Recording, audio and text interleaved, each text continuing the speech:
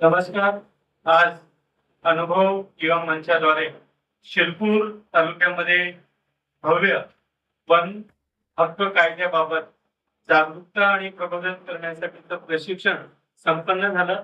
या प्रशिक्षणामध्ये तालुक्यातील विविध गावातील युवकांनी नोंदणी केली असून अनेक युवकांनी या प्रशिक्षणामध्ये सहभाग नोंदवला.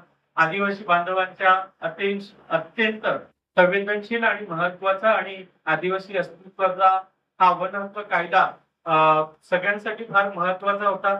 मान्यवरांनी अतिशय सोप्या भाषेत आणि अतिशय युवकांना समजेल अशा भाषेत त्यांना हा कायदा सांगितला. त्याचबरोबर शिरपूर तालुक्यातल्या या वन हक्क कायद्याबाबत किंवा वन हक्काच्या बाबतीत काय परिस्थिती आहे ते युवकांना सांगण्यात आली.